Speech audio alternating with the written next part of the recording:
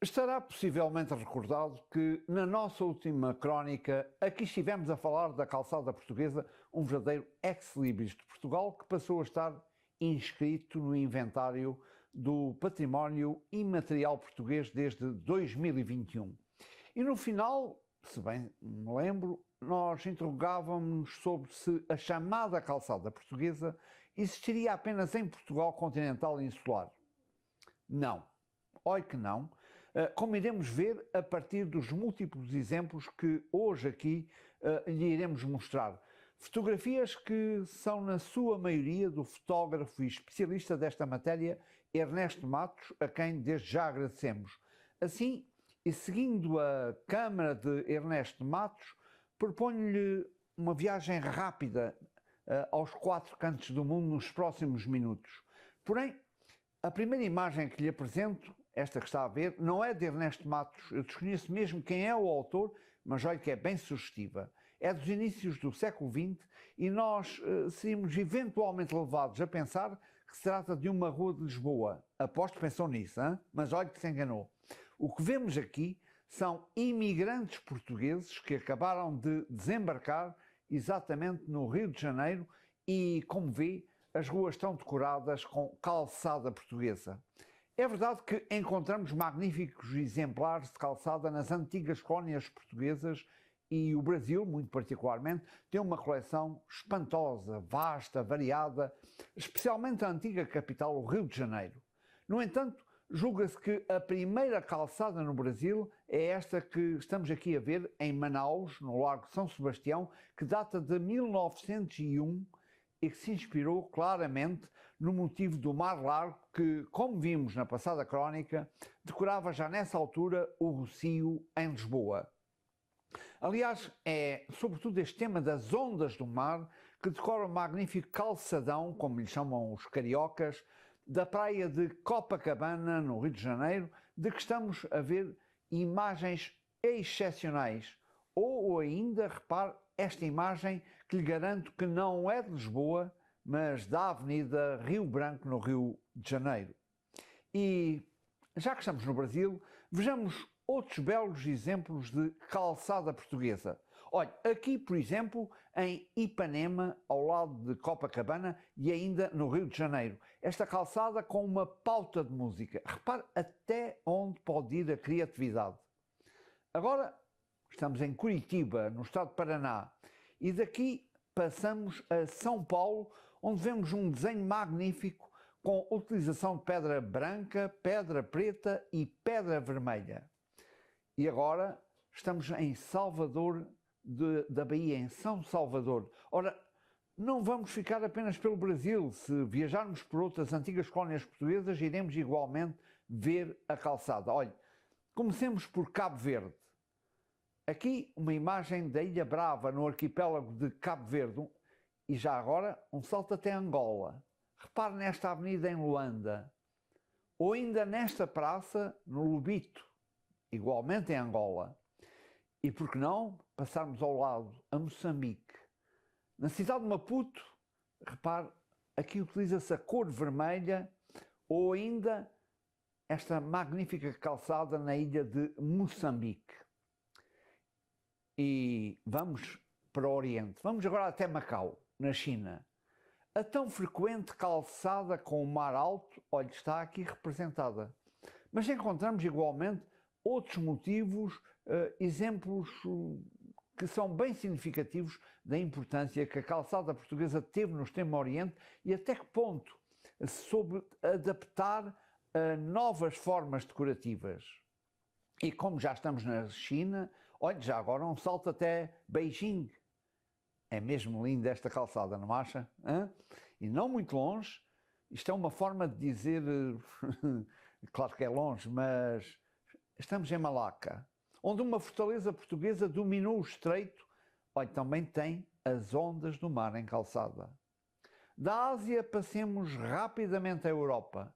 Em Espanha, claro, não devemos estranhar encontrar calçada portuguesa em Olivença, dadas as relações estreitas da história desta terra com o nosso país. Mas repara aqui em Madrid, o que é que poderíamos esperar encontrar na Avenida de Portugal, em Madrid? Claro, a bela calçada portuguesa.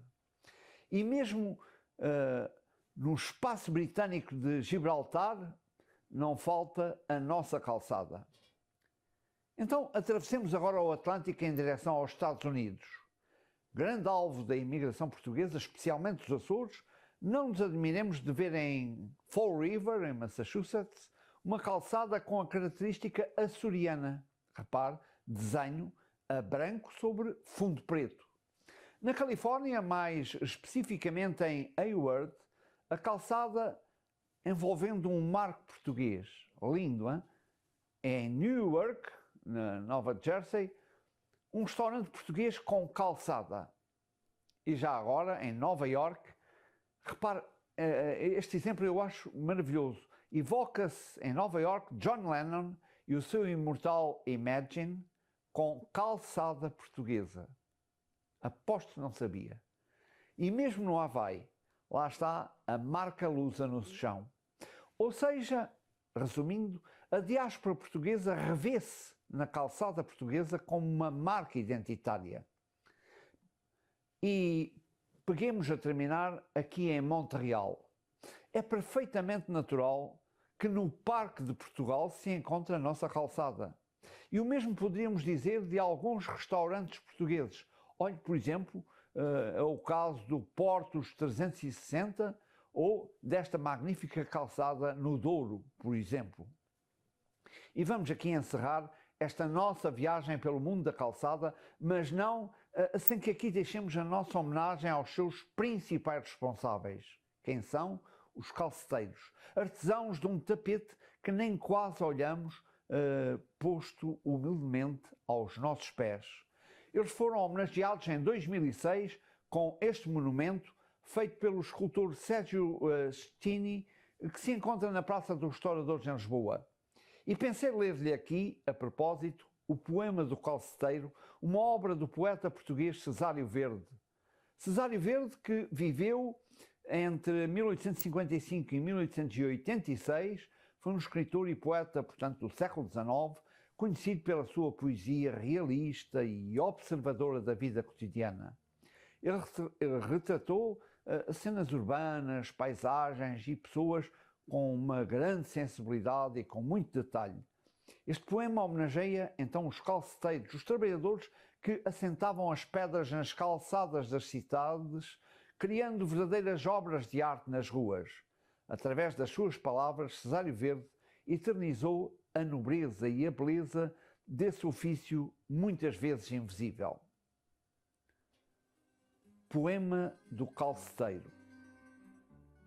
Tuas mãos rudes, calejadas, trilhadas, magoadas pelo frio, chuva ou sol ardente. De pedras brutas, calcário, granito, brancas, pretas, outras cores, tuas mãos delas faziam grinaldas de belas flores, barcos a navegar em mares imaginários.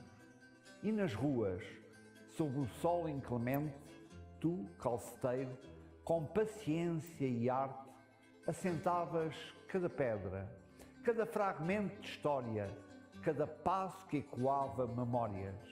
Era o teu ofício, a tua sina. E na dança das pedras, na coreografia silenciosa do calçamento, tu eras o poeta das ruas, o artesão da cidade, o guardião dos caminhos. Hoje, olho para o chão e vejo as pedras alinhadas como versos de um poema antigo, escrito com suor e resiliência. E sei que em cada calçada ainda vive a tua história, o teu legado, o poema eterno do calceteiro. E gostaríamos de terminar com uma verdadeira obra-prima.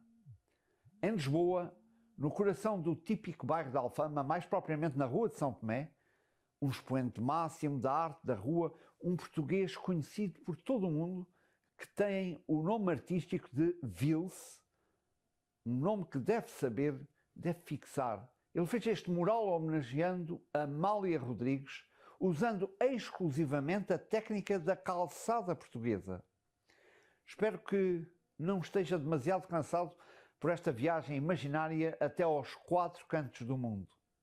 Sendo assim, Despeço-me até ao próximo Palavra Puxa Palavra.